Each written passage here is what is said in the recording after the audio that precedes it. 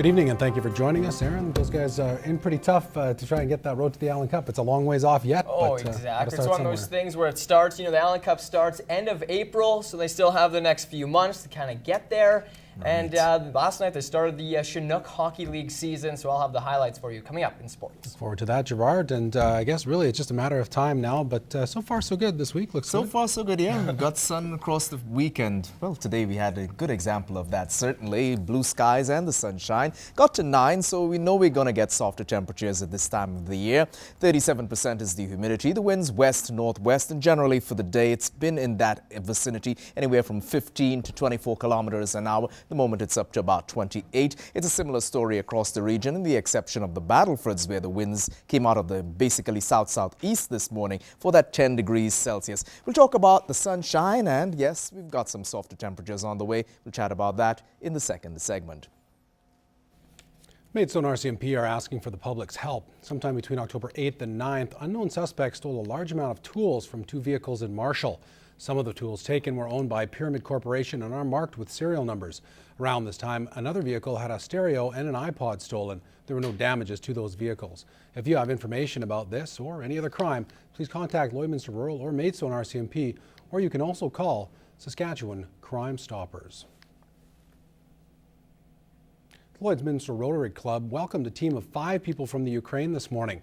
The group is part of an exchange program that sent them halfway across the world to learn about professional development as well as take in a completely different culture. The team has stopped in multiple cities across Alberta, ranging from Jasper to the border city. And so far, they've enjoyed seeing the different types of technology that we use here in Canada.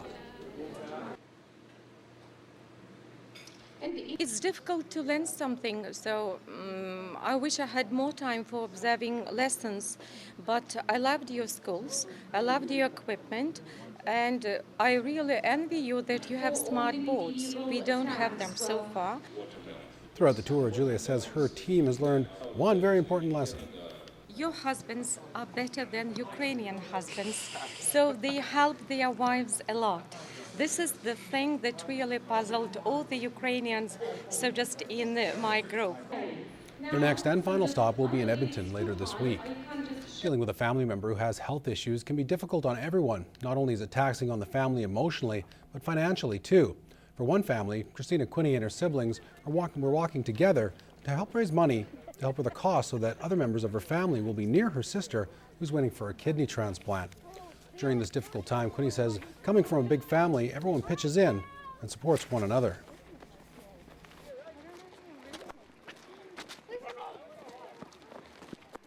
Together we cry through all the hard times, and we have a lot of support from our older siblings as well, and other family members and friends.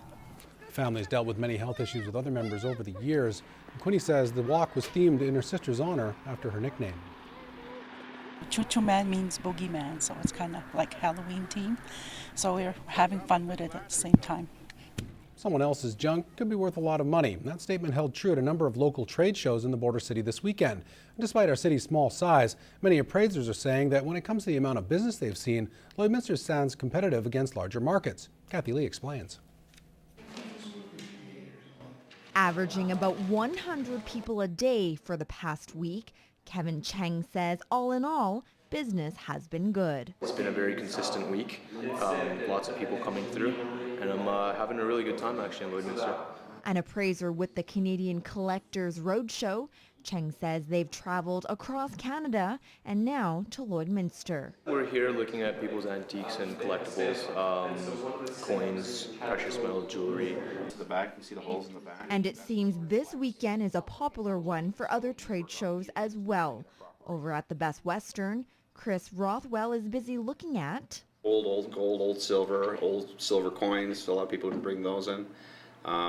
Old silverware and platters, stuff like that. The goal for these shows, to make a trade and fetch a good price for their customers bringing items worth little or ones turning out to be lucrative treasures. I've seen this tea service made of sterling silver, made in London, 1851. It was actually one of the most beautiful pieces I've seen. We estimated it to be selling at an auction for about $5,000. In the end, it's about honest face-to-face service and making their patrons happy.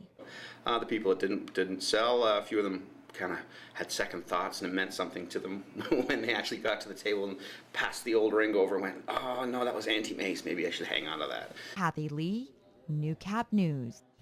Lloydminster City Council held their first meeting at their new afternoon time today, and the new format didn't go quite as smoothly as planned.